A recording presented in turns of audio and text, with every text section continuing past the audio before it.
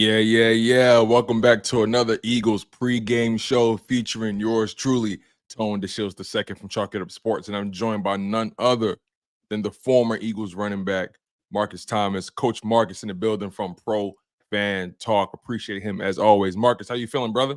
I'm all good, man. Got the camouflage on, ready to go to war. I dig it. And let's get it on and popping.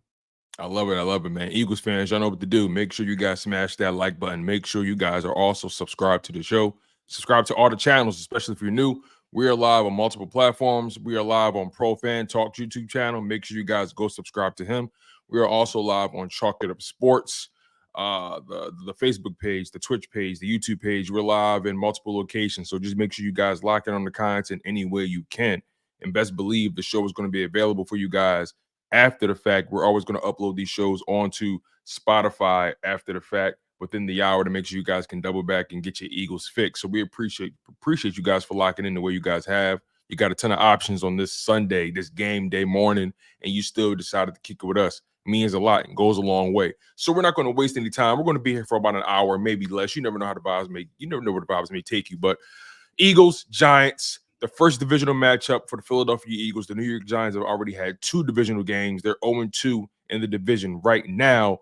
But will they be able to turn their fortune against the Philadelphia Eagles, who are still trying to figure out who they are, who they want to be, how good they can be, and the Giants, who still have their struggles on offense, but their defense has kept them in a lot of football games. So, Markus, before we get too deep into the layers, give me your overall purview of this matchup.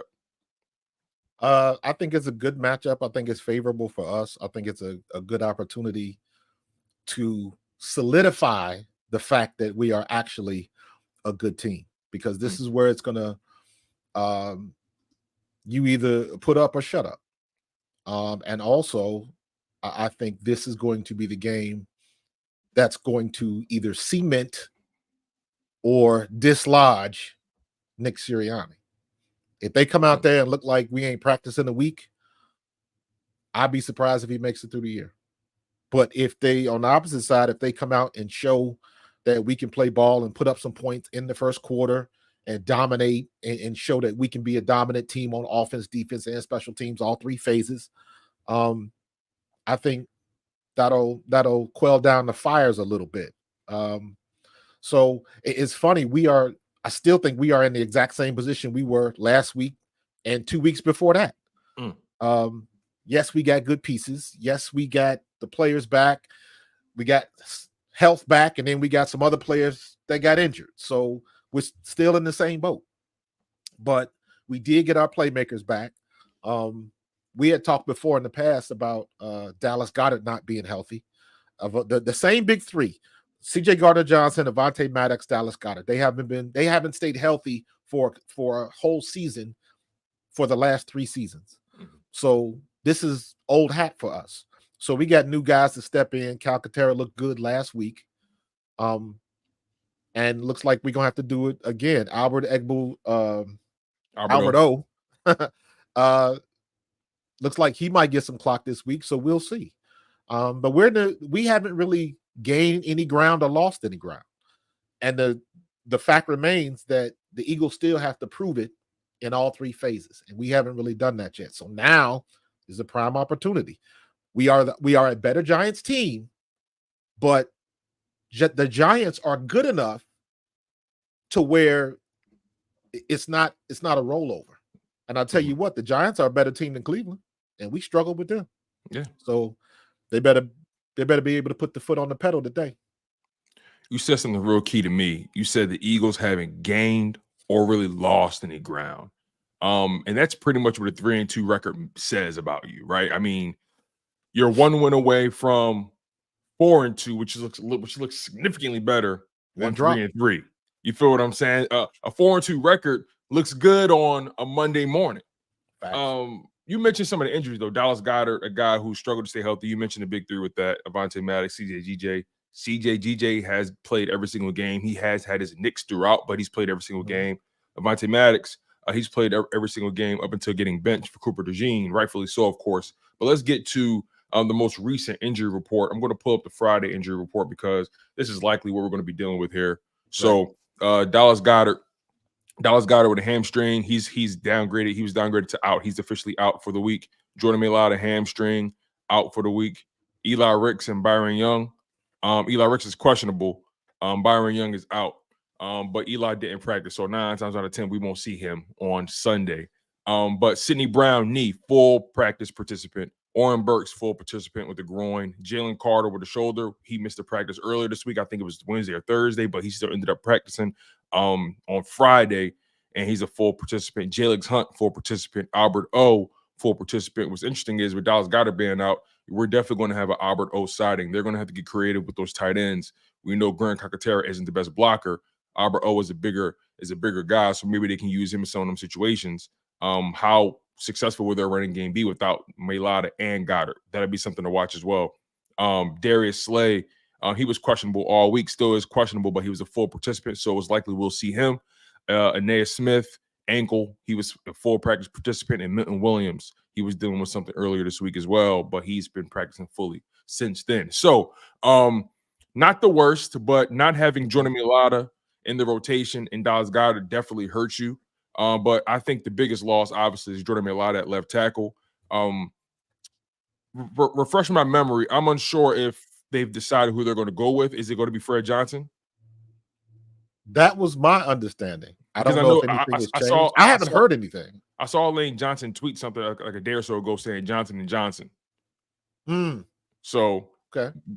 And again, we may see Fred Johnson at left tackle. I was under the impression that they may go Mekhi Becton left tackle, move Tyler Steen to right guard. That's not the worst combination, but maybe they feel more comfortable keeping Mekhi Becton in his spot and then just elevating Fred and telling him to elevate his game, right? So my man S. Blunt on the side says Fred Johnson is starting. Okay, so we're gonna have a Johnson and Johnson left tackle, right tackle duo.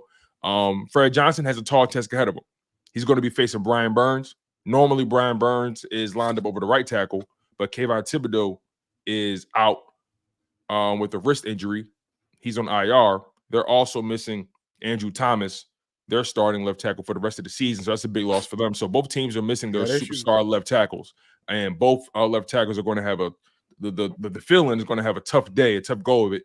Dealing with Brian Burns, and then whoever's dealing with Josh Sweat, that's going to be a tough day for them. So Josh Sweat has to take advantage of that. But Fred Johnson versus Brian Burns, that's going to be fascinating because ever since Kayvon Thibodeau's been out, they've lined him up over the left tackle.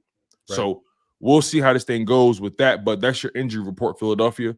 Getting back to just the overall matchup, right? And staying in the trenches. Saquon Barkley, this is a homecoming for him. And this offensive line, I would like to think that the coaches won't overthink this. But you tell me, Marcus, what do you think should be the plan of action for the Philadelphia Eagles going up against this Giants defense?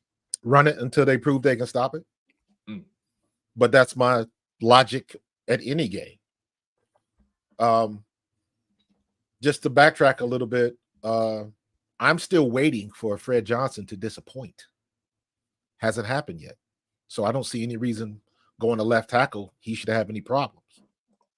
He's going to have a good battle. You're going to win some, you're going to lose some. But I think overall, I'm expecting him to have a good game because for him to be thrown in the mix like he was and to perform like he has, I ain't got no problems with him. I have no reservations that he's the backup. You know what I'm saying? So, and once again, anybody that's coming out from under stout, I'm good with that. Does the Buccaneers game give you any cause to pause? That wasn't really a good game for him. Now, granted, he was at right tackle. He's more so a left tackle, but does that give you any cause to pause for Fred Johnson? Knowing how he performed against the Bucs? Because if you want to use Tampa Bay as an example, tell me who on the Eagles had a good one. Hey, fair enough. That's a good point. That's a very, you know what I mean? Point. So I'm expecting him to perform, period. Okay. I don't expect it to be too much of a letdown. And like I said, you're going to win some and you're going to lose some. But transitioning back to the original question, yes, you can still run Saquon to the right behind Lane Johnson, which is where he should be running. You got Lane Johnson and Mekhi Becton, who are arguably the two biggest. That's got to be the biggest guard tackle combination in the league, or close to it. And Becton has been paying dividends. So why wouldn't you do that? But that's the question we always ask. Why are we doing this? Why hasn't he? How come he's only touched the ball a couple times in the first period? Now I know you have to be realistic about that situation. You're not going to give him the ball 10 carries in the first period. You might not even get them opportunities. But I want to see Kellen Moore. You know, I saw some things earlier this week about Jalen Hurts under center. That's great if we use it the way it's supposed to be used. The only reason Jalen Hurts should be under center is if we run into true play action. The only way you can run a true play action is if he's handing the ball off from under center. So it's got to work in sync. You can't just do it just to say you did it. Exactly. That's a good point. Sometimes the Eagles offense, that's what it's looked like. That's what it looks like. It looks like they're doing it just to satisfy a quota, just to say, "Oh yeah, we did it." I agree with that 100%. Actually, you know, in the last game, Saquon had 18 touches on the ground, not including in the air. He had 18 rush attempts for 47 yards. Not his best game, but you can tell the Cleveland Browns made it a point to really neutralize him. Right. But I do commend the Eagles for sticking with the running game. They ran the ball 36 times in that previous game compared to the 25 pass attempts. Now, granted, Hurts had 4 rushing attempts, but I'm sure some of those were broken plays in the pass game. He made something happen. So you could probably argue that he had maybe 28, 29 dropbacks. Right. And the rest were designed quarterback runs. But you know, I feel like this is the kind of game that you don't want the Giants to hang around too long. Right. Because their defense, again, they have a propensity to keep them in games. But let's go back to let's get to the first quarter, because the Philadelphia Eagles have struggled to get going in the first quarter. I mean, 5 straight opening drives, 6 straight opening drives, no first down. No first down. You know, so that's a sign that you're coaching, or there's a disconnect between coaching and player, right? Those, you know better than anybody, those first 15 to 20 plays are scripted. You game plan those, you practice those religiously. And if you can't execute those, you got to look at the coaching and say, okay, well, what's not connecting, right? What's going on with the execution? Is it our play selection? Is it our sequencing? Right. Is it our mentality going into the game? What's the disconnect, right? And when you have a team like the Giants who are gritty and they're going to push you to the edge, you want to get points on them early to completely take the air out of the stadium, take the air out of the entire team. If you give them a drive where 3 and out, field goal, they're confident at that point. They believe they can hang with you. I believe you get up on this team early. If you can get up on the Giants 14-0 in the first quarter, if that's even possible for the Eagles right now, if you can get up on them 14-0, I think you win this game outright. Yeah. What's your thoughts on that? I agree, because that would mean when you're up by 14 points, you're going to have a bigger propensity to run the ball. That means it's going to be Saquon season. And that ball, if that snowball starts rolling downhill, it is not going to stop. So I want to see that. I would love to see us get up to a 10-0, 17-0, 14-0, something like that, just so we have more reason to run the ball with Saquon. Because I like the way he's played it. It is not his personality to be flashy and talkative and all of that nonsense. He just wants to go out there and handle his business. And I think this is the game to let him do that, but you got to do it right. You know how I feel about gun formation runs, even though he's had a lot of success. The 65-yarder in New Orleans was a gun formation run, but if they know it's coming, you're not going to get that all the time. So change it up, spread them out with zone reads, because Saquon is the perfect back to be able to do that. The zone reads, you stretch them out and then let him be a running back and cut it back, choose the hole. You know, it's almost like when you're a running back there and you can get the ball and you still got 5 yards to get to the line of scrimmage. That's like a choose your own adventure, man. You can go anywhere. And again, on that right side of the line, if Fred Johnson's going to have trouble on his left, it would just make sense to pound the right side of the ball until they can prove that they can stop it. That's my biggest issue with our offense. We run in plays because they're in the playbook. And sometimes I'm like, did you stop to think about what did you run? What was successful? Can you run that every time when you look in your playbook? You should have the same play written three to four different times from 3 to 4 different formations, but it's the same play. It's going to the same hole. That's what we should be doing. And then when they stop it on one side, you just flip it. So I would like to see them take more opportunity to use Jalen Hurts out of gun, to run a true play action. Heck, I wouldn't even mind seeing Jalen Hurts hand it off, then fake it and roll out like an old school ace formation, roll out and keep going, keep running to see what happens, because everybody's playing the percentages now because everybody's watched tape. So they know if they get him to roll out to the left and to the right, the percentages are going to drop a little bit, especially to his left. Mm-hmm. So what do you think the defenses are going to do? So now you get back into the coaching issue and how they moving their pieces on the chessboard. If you know it's coming, you got to have something in the game plan to counteract that. And that is where I say maybe you got to put more onus on the coaches. Like, y'all not figuring out this strategy right, because everybody's watching tape and everybody's doing the same thing. We haven't adjusted. Do you think they'll try to sell out and just completely blow the box and just force them to try to beat them in the air? The Giants to us? Yes. Because Saquon return game. These owners and these GMs, they believe in saving face. These coaches believe in saving face as much as possible. So, do you think their main goal is neutralize Saquon? Whatever else happens, happens. Yes, because Saquon, even with the mid game he had last week, I believe he's still over 90 yards rushing a game. Yeah, I believe so. So let me double check that. He is still effective, and he's still the same type of back that can, on any given play, gut you up the middle. That's the one great thing I love about Saquon. He's not getting these splash plays on the outside. He's getting them up the middle, cutting back, making men miss, and then taking it to the house. And that's what you need. So I could see them putting 8 in the box or trying different ways to disguise that to bring 8 people up. But to do that, you're going to leave yourself at a disadvantage somewhere else. So knowing, and once again, we've said this many times, if me and you can figure that out, Kellen Moore should be able to figure that out. Sirianni should be able to figure that out. And they got to have something in place to take advantage of that.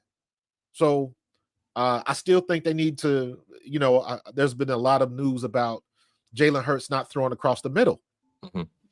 He didn't take too kindly to that question either. Did you see his Did you see his press conference when he was asked? He didn't like snap at the reporter, but you can tell he was very short and almost cynical with the question. He was like, essentially, it's not really a can or can't do thing. It's just that's just how it plays out sometimes. Right. And that makes sense. It's possible. It's very possible. I don't discount that at all, but there was an energy shift when he was asked that question, if you ask me. Nonetheless, I'm glad you brought up Jalen Hurts, because Jalen Hurts is coming off of a game where he's actually coming off of his most efficient game, believe it or not. He was 125 QBR? 126.1 to be exact. He went 16 for 25, completing 64% of his passes against the Browns, averaged just over 10 yards an attempt, 2 passing touchdowns, only was sacked 1 time, and that sack came when they rushed 7. They couldn't get to him when they rushed 6, couldn't get to him when they rushed 5 or 4. As soon as they got to 7, they were able to sack him. So that just speaks to the offensive line plan up to par of that game. And what was the big stat? Oh, for me at least, the biggest stat was the blitz numbers, right? So no turnovers. Oh, well, yeah, of course. Yeah, it's funny. I was going to get to that. That was my next statement. But no, you're fine. No, you're fine. But he's coming off of one of his most efficient games, his cleanest games, and I argued that Jalen Hurts needed that game. We can nitpick the game from top to bottom. Absolutely, right? I don't discount that the Philadelphia Eagles should have dropped 27 points minimum on their heads. I'm not doubting that at all, you guys, but I want to stay focused on this angle here. And that angle is Jalen Hurts needed that game against the Browns for him, right? Because he's been turning the ball over every single game this year. And he's had consecutive games turning the ball over dating back to last season, right? So when you go into this Browns game, a team that even though they're battling injuries and they have their own issues, you go in there, you do your job, you remain efficient, you don't hurt your team, you take what they give you, and you live to fight another day.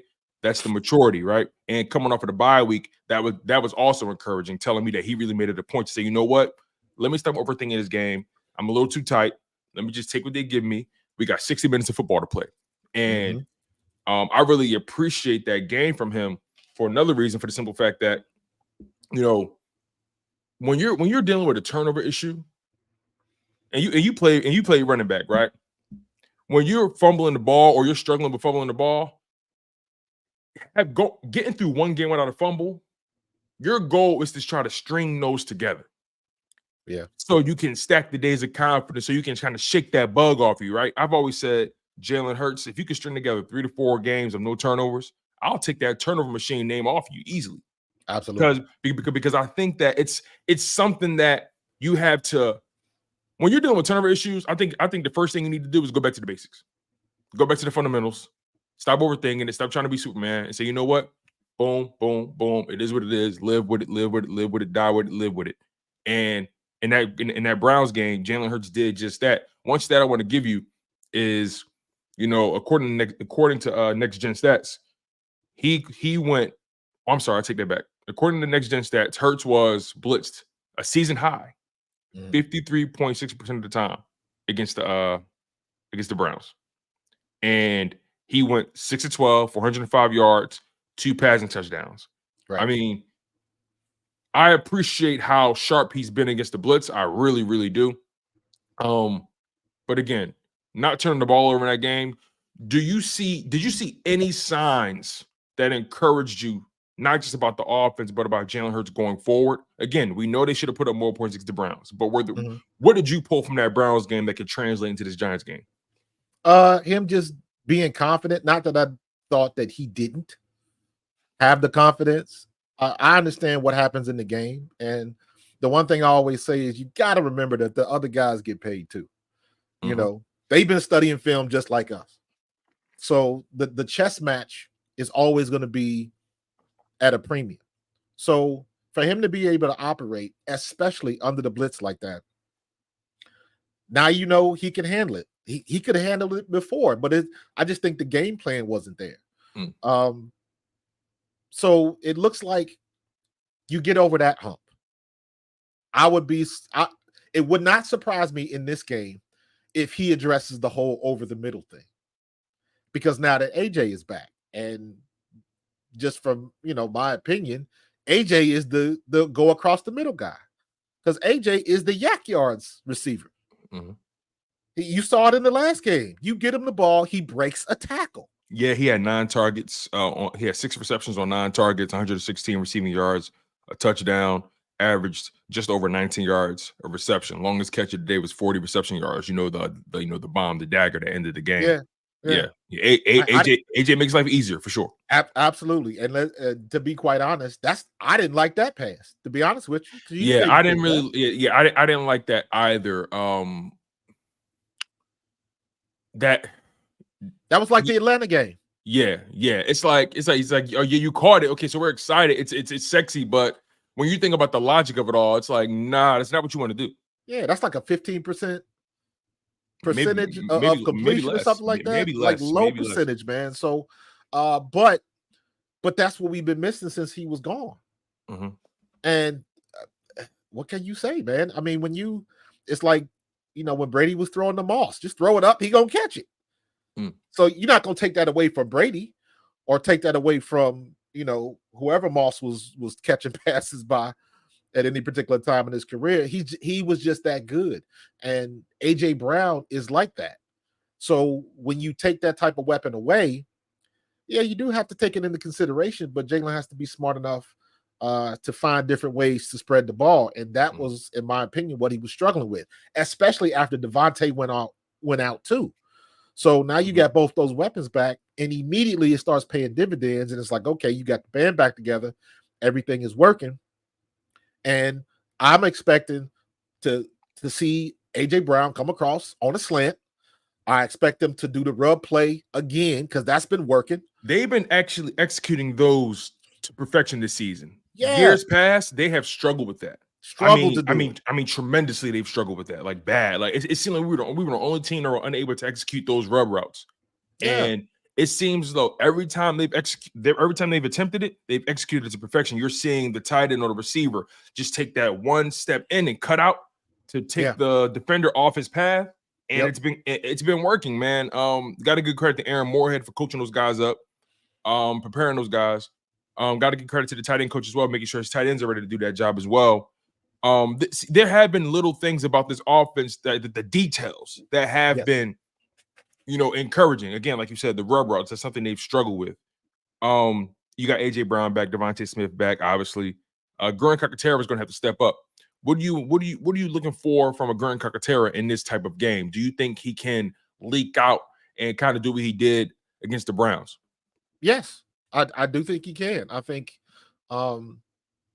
he has the advantage because honestly, you really don't have a lot of tape on.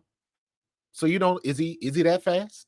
He's what, inch or two bigger than Goddard, I believe. Kakatera is what, 6'4", 6'5"? That's a good question. So he's kind of got a little bit of anonymity on his side, but he's been playing well. I know what the blocking issues are. Dallas Goedert's not the best blocker either, but that's what you're going to get with your tight ends unless you got one of those ginormous tight ends. Goddard has him by an inch. Okay. 15 pounds. Gotcha. Yeah. So we're not going, he's not going to be slamming the ends. But now again, we transition back to Kellen Moore and Sirianni. What are you going to do to counteract that? Mm-hmm. He doesn't block. As an example, you go back 2 years when Hassan Reddick took Brock Purdy out the game, and they had, who was that? Was it Ushwich or they put a tight end on him? It was a tight end. End. Was that Kittles? No, it was like a backup tight end. It wasn't Kittle. Yeah. So you figure out that's not what you want to do, right? So going into last year and this year, they really don't do that no more. They found a different way to get around that problem. So what are the Eagles going to do in that same situation?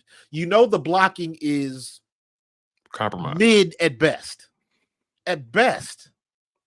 So if you see a mismatch coming on, who's the hot route? Because we have to. Now that's the other thing about play action, right? If you're trying to run play action and you ain't got a shot against that defensive end, you got to do something else. You got to get the ball up, give it to the running back. Now we forced to go inside.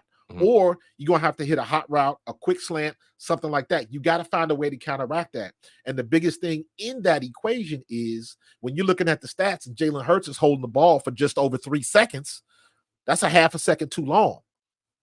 And I'm like, how come everybody else in the league knows how to get rid of the damn ball in 2 seconds or less but us? And sometimes it is not Jalen Hurts. Because when you look at the film, sometimes it's the routes. Like it's the routes. Like you can't get rid of the ball in 2 seconds when they run a 10 and a 15-yard route or a deep in or a deep out or something like that. Mm-hmm. There's nobody coming across the middle, or maybe the running back can't slip out because now the running back has to help. If you got blitz pickup, a running back's responsibility is inside to outside. You protect that inside gap first, then you work your way out. And sometimes by the time, and I've seen this a couple times with Saquon, when you work your way out and you're looking outside to see if you can help, they're already beat on the outside. Too late. That happened there Browns game. Exactly. So now you don't have your check down. You don't have the blocking. And in some situations, now you got that running back in the hole. That's your escape route. So when you're looking for somewhere to go, if Jalen's back there looking for somewhere to go and Saquon's standing in the hole, you're not going that way. So it just makes them hesitate for another half a second. That's why you get the strip sacks. That's why they get a hand on the shoulder and either knock the ball down or just take them down for the sack. A lot of time is timing. And I see what Jalen sees and what he's trying to do. But if you don't have time to get there, it's not going to work. And when you look at some of the strip sacks and some of the things that he's had happen to him, is that his fault? This is the kind of game where you're going to have to watch guys, right? You got Dexter Lawrence right there at the nose. You got Brian Burns right there. Ojulari is no slouch either. Yeah, they're without Thibodeau, but again, Dexter Lawrence is having an amazing season right now. Amazing season. Brian Burns has left his mark on that defensive line. He's taken them to the next level. When you think about the Giants defense, they're more compromised on the back end, right? The linebackers and the DBs, things of that nature.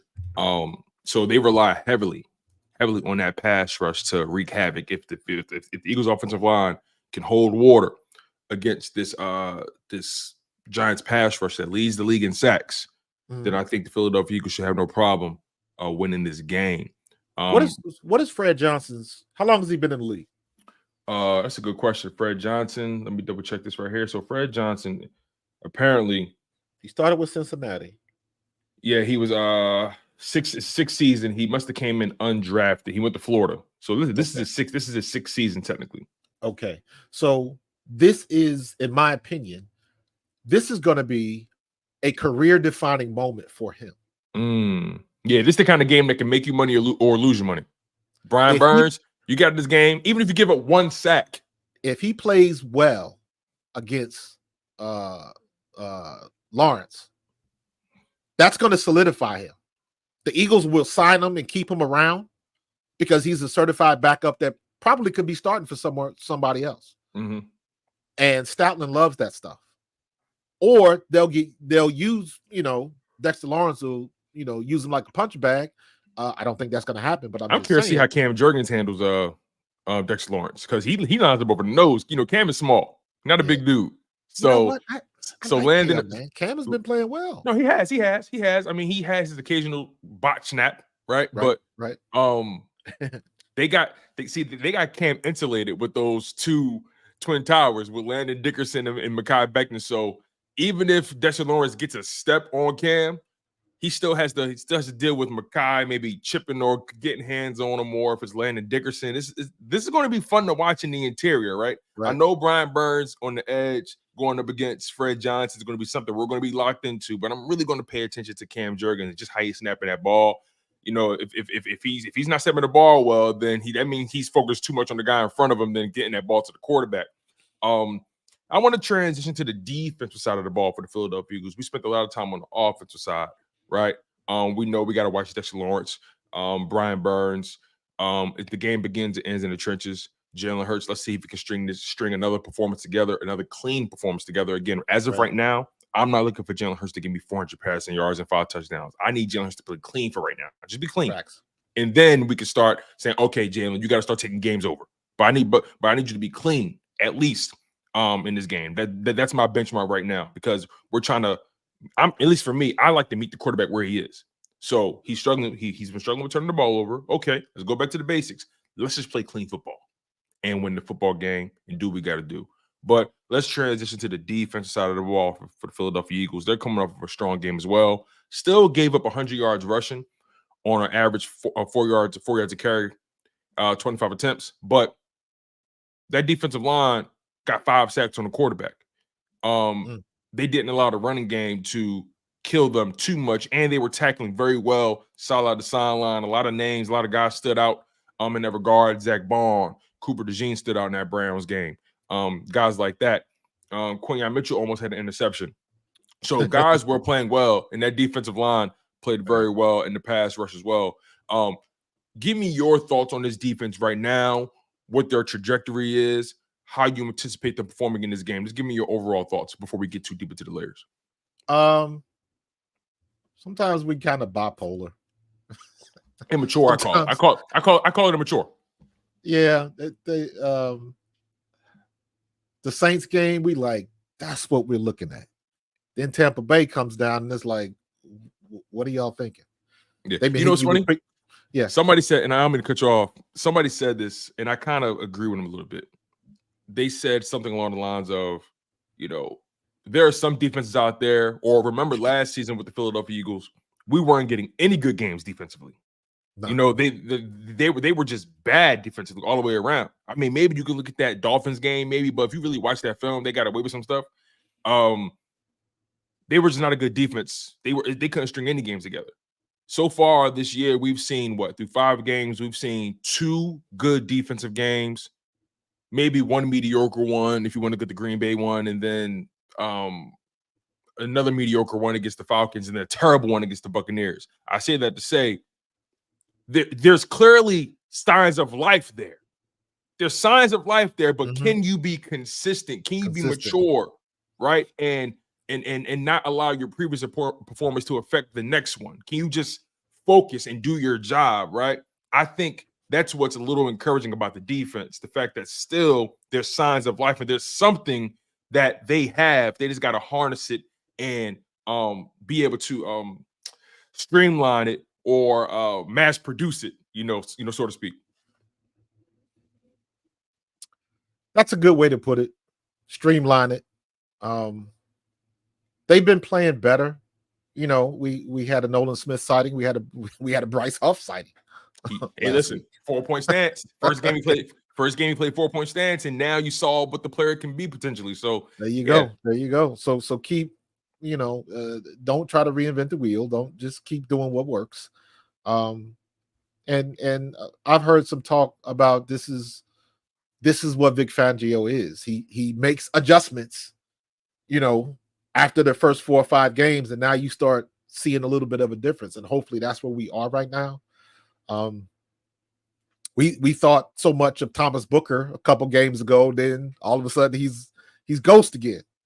You know what I mean? So I just want to see them, establish the line of scrimmage and just not give up nothing easy. And for God's sakes, just tackle. But the tackling is more on the linebackers in the secondary. But still, we've had a couple games where they look good, and there's a couple games and it's like they look freshmen. Yeah. And it's like we got to be able to put some things together and just squash it. You know what I mean? So hopefully we'll get that game. New York's running back is not bad. The new number 26 is not bad. Yeah. That was that was spiteful about him, right? They did that on purpose. That was spiteful. Absolutely. He probably didn't even come in asking for 26. They say, yeah, we're gonna give you 26. Yeah, man. So it's they still have a challenge. And I'm saying that from the standpoint of they haven't shown me that they can dominate a game. Well, maybe with the exception of what happened in New Orleans. Other than that, we're just hoping they hang on. If it's 3rd and mid, am I confident that they're going to get off the field? Not yet. I'm not feeling that yet. Why did it go, again, going back to the Tampa Bay game, why did it take that?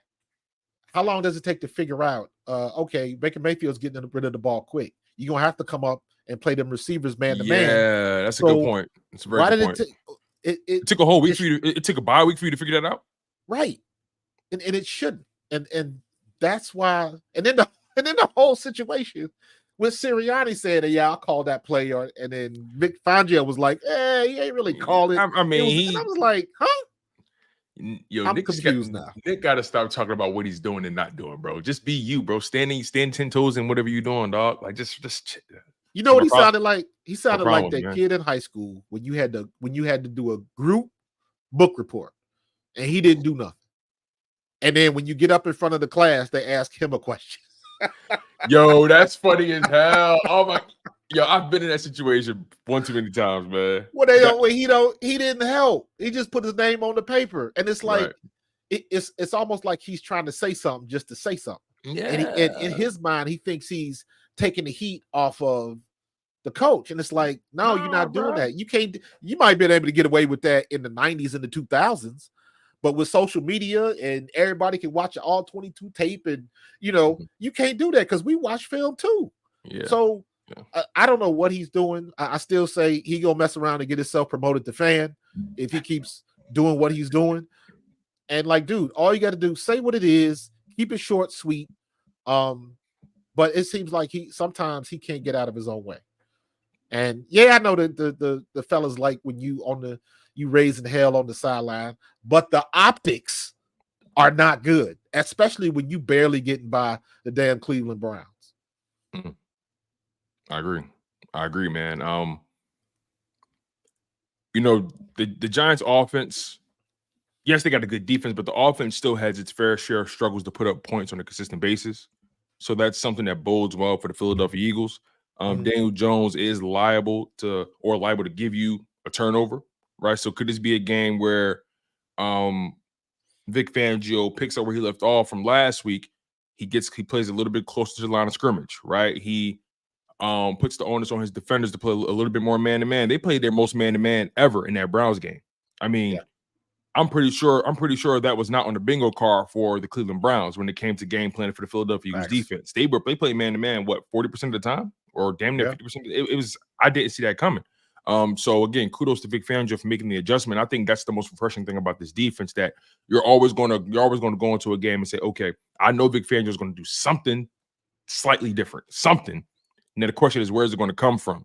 I really enjoyed seeing guys like Darius Slay and Quinyon Mitchell playing close to the line of scrimmage.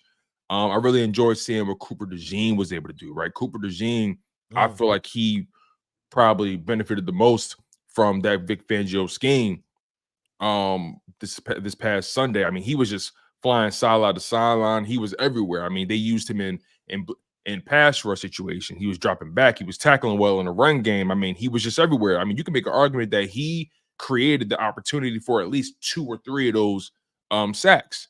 I mean, he's just a fascinating player to watch.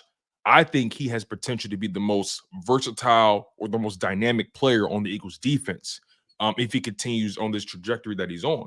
Give me your take on Cooper DeJean and how he can find a way to affect this game.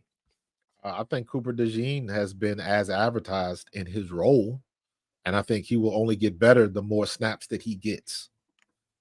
So it to me, it's just a matter of time before it clicks for him, and he's not out there thinking. Same situation that we talked about with Reed Blankenship a season and a half ago. The more snaps he gets it. Him and Quinyon back there together, man. I like it because both of them are dynamic, man. They click. Like the eye test just tells you, right? There are some guys where you say, okay, they just look lost, and there are some guys out there, they just seem like they get it. They get it, and they're a rookie, so they're going to make their mistakes, right? It comes with the territory. You can't. It's a startup cost, but when you watch Cooper DeJean, you watch Quinyon Mitchell, they look like they know where to be. At the very least, they know where to be. They know what their assignment is. They rarely look out of place, and they're finding ways to affect the game. I mean, Quinyon Mitchell has been the most targeted DB on the Philadelphia Eagles, and quarterbacks are completing less than 50% of their passes, less than 55% of their passes against them. They have a passer rating, I believe, that's less than like 60 or 50. Yeah, he's figuring it out. Deflections, and he's been utilized in various ways. The zone, they played him in man in the Browns game. I got into a little debate with one of my little homies. He's trying to argue that Malik Neighbors is going to expose Quinyon Mitchell. And my mindset is, hold on, wait.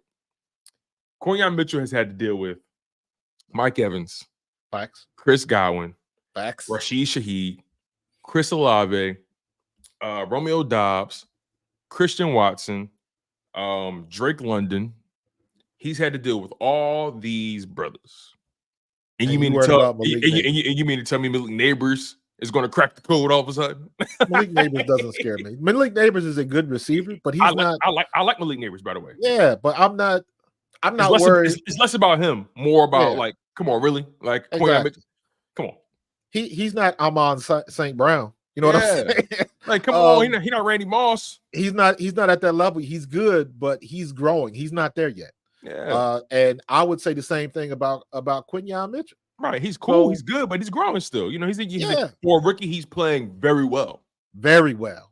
And he's to the point can't take it away from him. You know what? When CJ Gardner-Johnson messed up that pick, his reaction immediately told me he knows where he is, he knows what he is, and so does everybody else. Because break that down. Because for a rookie, for him to have that reaction, and you knew what it was, in his mind, he's like, "Come on, CJ, what the hell are you doing?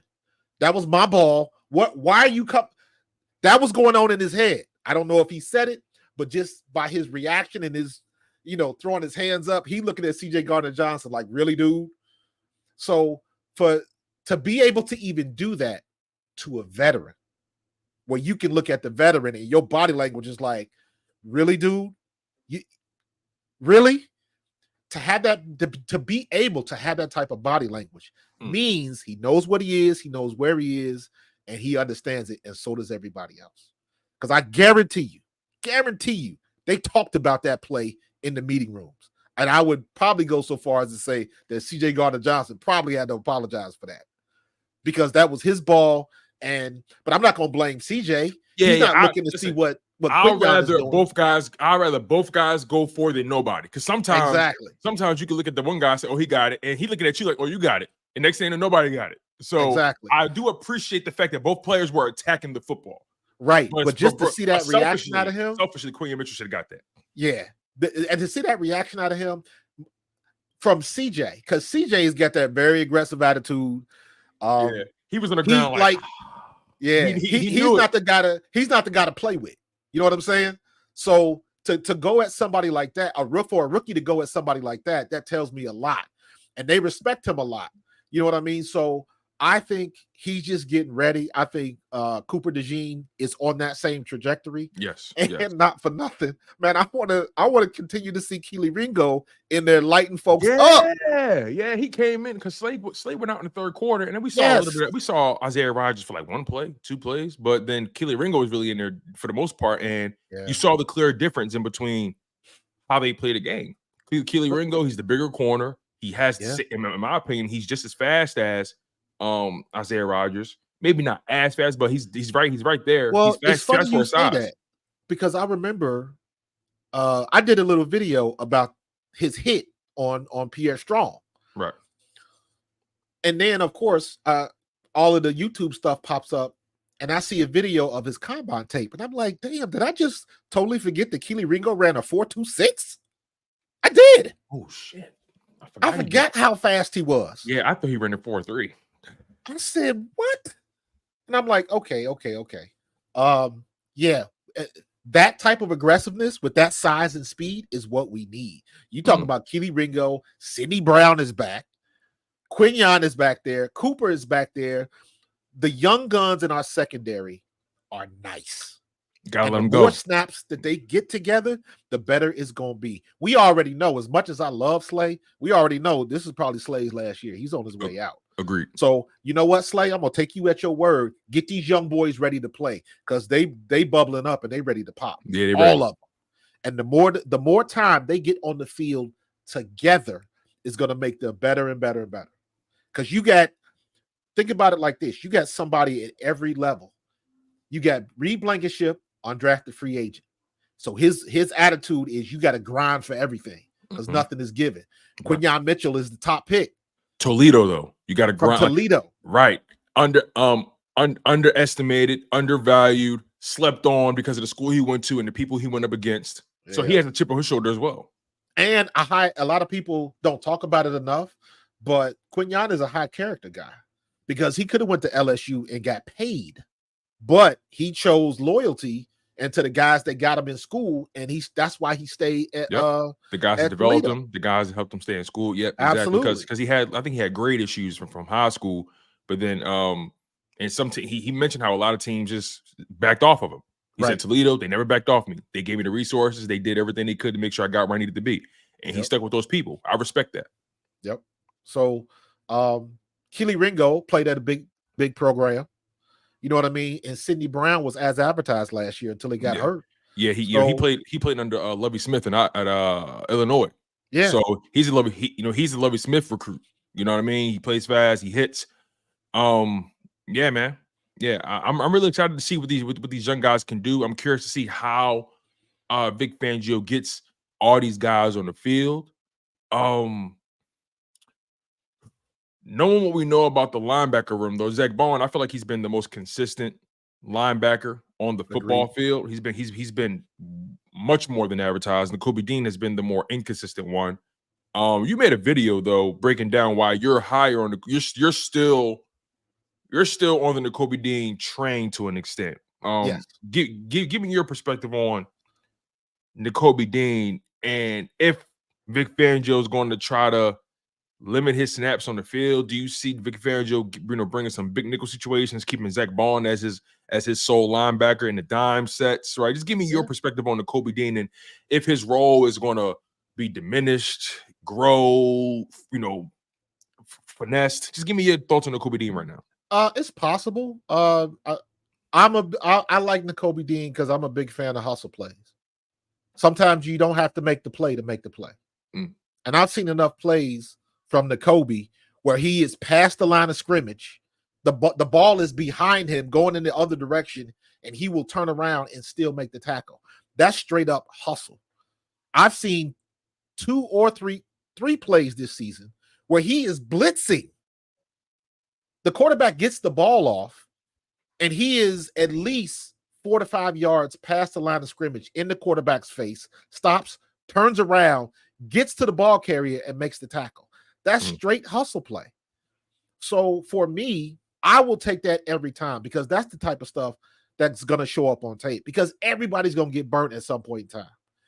And he's been known to miss tackles, and he's, he got that big play that I was talking about with Keely Ringo. Pierre Strong stiff-armed him and made him miss the tackle. Pierre Strong put his hand right in his chest and just got him. Yeah. Ringo should have never even had to put hands on him. Exactly. But you talking about somebody, but then also you look later in the game where he blitzes, gets in Watson's face, then turns around and runs 12 yards behind him and makes the tackle. So I like hustle plays like that. And you got to remember, somebody like that is only getting better. He's not getting worse. He's getting better. And the big thing is there's a lot of situations where he gets caught up inside or he's going to lose the battle of physics because he's just not that big. Okay, so is everybody else. Zach Bond does it. Name somebody that's not. Fred Taylor does it. Not Fred Taylor. Fred Johnson? Fred Warner. Oh, Fred Warner, excuse me. Yeah, everybody gets a turn when it comes to something like that. But if it's not, everybody's so gung-ho to get Trot Jr. out there when the truth be told is Trot Jr. might be in the same situation because he's not the biggest guy in the world either. So that's just the situation we are in. And I like Nakobe Dean because he is still making plays. So, and you know how I feel about linebackers and coverage. Show me a good linebacker that can cover. I haven't seen it yet. There's a lot of linebackers that can run, but not necessarily that they can cover. Yeah, they probably have recovery speed, but just being able to just stick with you like stride for stride is probably short and far in between. I want to correct myself earlier. I said Isaiah Rodgers only played maybe 1 or 2 snaps. I stand corrected. I want to make sure I clear that up. My man S. Blunt did that little bit of research for me. He said Rodgers played 40% of that game after Slay went down and did a really good job shutting down his side of the field. He did go down on one play because he hurt his hand, and that's when Ringo had to come in. Yeah. So again, sorry about that slip, you guys. I appreciate my man S. Blunt for correcting me on that. So yeah, I like Rodgers too, man. But is Rodgers going to be another one where he can't stay healthy, or a guy that just can't tackle? Yeah. See, my thing is like when you're giving up in your past in your first 5 games, and 4 of your first 5 games, you've allowed over 100 yards after the catch. 4 games out of the past 5. That's not a good number. So you got to find a way. And the game they didn't allow that was the Saints game, right? Yeah. So they got to do a better job at closing in on these receivers. They got to do a better job at playing close to the line of scrimmage. Do a better job at just overall tackling, right? When guys get the ball, close in on them. This is a game where you're fortunate that you don't have to go against that many weapons. I mean, Malik Neighbors is going to be the bane of your existence at the most. You're going to obviously have to keep Daniel Jones in the pocket. He's definitely likely to break one on you for a 5, 10, 15-yard gain. He can do that. He has speed. Devin Singletary. I'm not the most. He's cool, but he's not a guy that I'm not. I mean, he's not a guy that I'm like focused on. I want to take away Daniel Jones's options, and the games I've been seeing with the Giants, they are spamming Malik Neighbors. They are spamming it, and because I get it. I get it. I mean, he's your best player right now. He's probably your most reliable right now. So I totally get it. But if I'm Vic Fangio, I'm bringing the pressure early. I want to see where Daniel Jones's processing speed is early. I want to get hands and feet on him early in this game. Watch what happens. Watch what happens. Watch New York run RPOs today. Try to slow down that pass rush. Well, yeah, and they forget that Daniel Jones can run. He can run. He can run. Yeah. I don't know. I don't know why teams go into games and they always forget that he can do that. It seems like every team forgets at least for a half. Like, oh, yeah, he can run. He can run. So I think they're gonna try to do every use every advantage. I mean, rightfully so, to exploit that defense. Everybody knows what our deficiencies are. They are in there. New York is in their meeting rooms, looking at their running back, talking about, yo, they can't tackle, man. Yeah. Keep your legs moving. They cannot tackle. So everybody's saying the same thing. And everybody is, I guarantee you, I'm gonna predict it right now that Daniel Jones is probably gonna have plus 30 yards rushing. Yeah, I can see that. I can definitely see that. Eagles fans, make sure you guys are smashing that like button. We got over 130 people in this live stream between channels. Make sure you guys are smashing that like button wherever you are locked in on the content. That like button is currency. That like button is food in this YouTube space. So understand your power as a consumer, right? Utilize that power. Smash that like button, you guys. It goes a long way. Make sure you smash it on the way in. Make sure you hit it on the way out. It means a lot to us. On top of that, make sure you guys are subscribed to my man Pro Fan Talk. Make sure you guys are also subscribed to Chalk It Up Sports, where no matter if we win or if we lose, we just got to charge it to the game. So as we begin to close the show, Marcus, I want to get through your keys to the game for the Philadelphia Eagles, offensively and defensively. And I want to get to your bold prediction and your score prediction. All right. So let's start with the keys. Give me some keys for the offense. Give me some keys for the defense. What do the Philadelphia Eagles need to do in order to win this game decidingly? Outside the obvious, no turnovers and all the normal stuff we talk about, I think the biggest key is the Eagles need to run the ball with Saquon on the right side of our offensive line, behind Lane Johnson, behind Mekhi Becton, and just pound the hell out of them on that right side. Zone reads, not everything from damn gun formation. Let the man come downhill and do what he does best. I think Jalen will be fine. I'm expecting to see A.J. Brown across the middle a few times today, and he's going to break some tackles and make some things happen. So I want to see us get things started early, and hopefully maybe we can get even get a screen game going today. On defense, I think it's going to come down to our linebackers. Linebackers recognizing, tackling. I think Q is going to get his first pick today. He's going to get it on Daniel Jones. Secondary is going to be solid. I think Malik Neighbors will have a mid game, but it's going to fall on the play of our linebackers, because if we can keep the running back contained, I don't see us having a hard time doing that. We shouldn't anyways, but that's going to force Daniel Jones to beat you. And I think we win that battle. So secondary is going to come to play.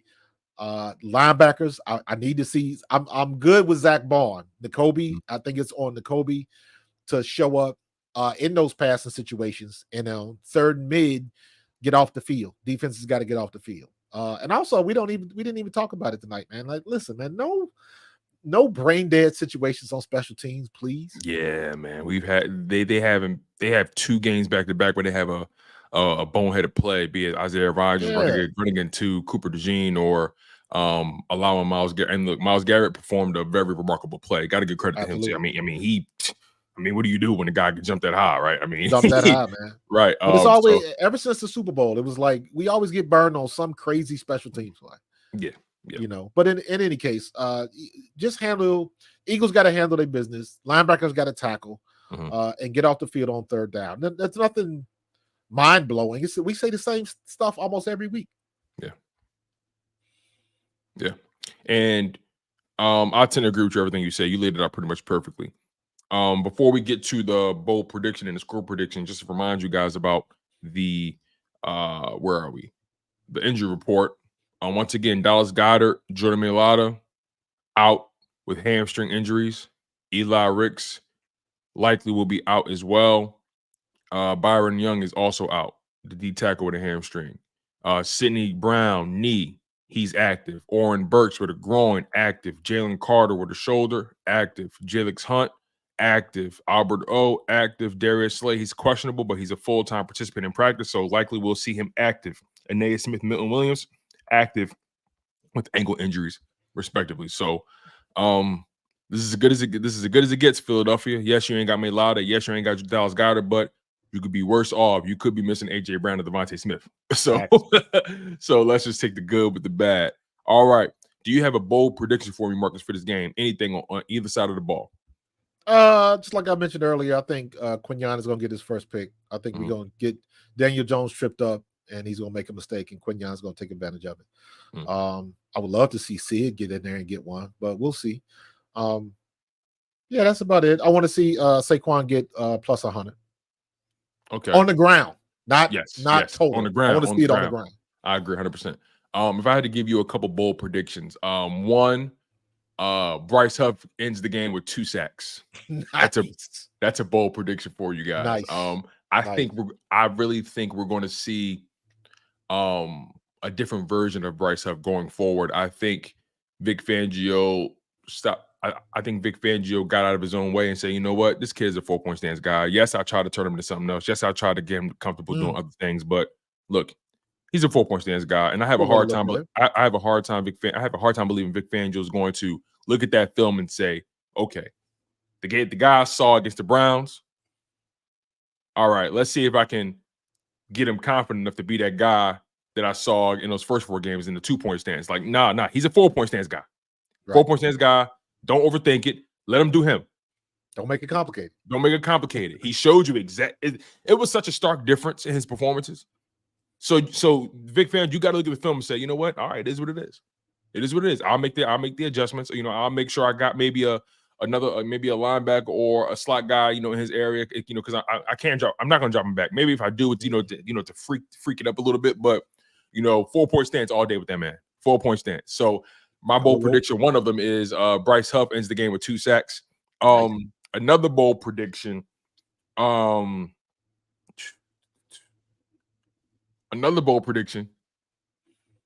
Calcaterra has over 100 yards receiving. What? I like that. I like that. Something sneaky. You know what I mean? Okay. He breaks one big one, and he gets a big one, and then he kind of nickel and dime for the rest of the game. Maybe a 10-yard catch there, 20-yard catch there. That he may have one like a 50. I don't. Again, this is me thinking outside the box here. They're called bold predictions for a reason, you guys. The likelihood of them happening is slim. So, yeah, Bryce Huff 2 sacks and Grant Calcaterra were over 100 receiving yards. Unlike Dallas Goedert, he will be able to unhook his trailer. Yeah, the difference in speed between Grant was moving that fast in traffic. Yeah. That was the part that I was like, every time I thought he was going down, he took it another 5 yards, 10 yards. So, yeah, shout out to Grant, man, for showing up in that game. Bryce Huff 2 sacks, Grant Calcaterra over 100 yards. And my score prediction. Well, let's do your score prediction first. What's your score prediction for this game? 24-17. We're pretty much in the same ballpark here. I have the Eagles winning this game 27-17. We're pretty much the same ballpark here, but I've been thinking about this for a while, and because the Giants, again, they're limited on offense, and I look at just the way the quarterback plays. 17 points, I think they're good for that. You just can't allow yourself offense to get to have to play in the mud with them, right? You gotta put your points up, and for that team, the Giants are not built to come back. So. Good point. Great point. You get your points up. Now you just got to play defense and don't turn the ball over. You know what I mean? So I got the Eagles 27-17. You got them 24-17. And it's straight like that, y'all. We appreciate y'all for locking in on the content. It goes a long way with us. Please smash that like button. Make sure you guys are subscribed to both channels. It means a lot to us. Make sure you're subscribed to Pro Fan Talk. Make sure you are subscribed to Chalk It Up Sports, where no matter if we win or if we lose, we just got to charge it to the game. Marcus, any final words, any final thoughts before we get out of here? I just need the Eagles to go out there and handle business, man. Don't make it complicated, man. Take what they give you, run it till they stop it. And it's straight like that, y'all. Y'all heard it here first. We appreciate y'all. Smash the like button. Make sure you guys are subscribed to both channels, Pro Fan Talk, Chalk It Up Sports. Make sure you guys also just lock in, man. There's so many dope content creators doing dope things, man. And we know you got a ton of options, and yet you still kick it with us. You still lock in with us every game day. That's love, y'all. And we appreciate that. Eagles versus Giants, 1 p.m. Eastern time. It's going to be a battle, man. Who's going to get up early first? Who's going to take the divisional matchup? Will the Philadelphia Eagles improve to 4-2? Or will they fall to a mediocre 3-3? It all remains to be seen. We'll find out. Marcus, till next time, brother. Go Birds. Go Birds.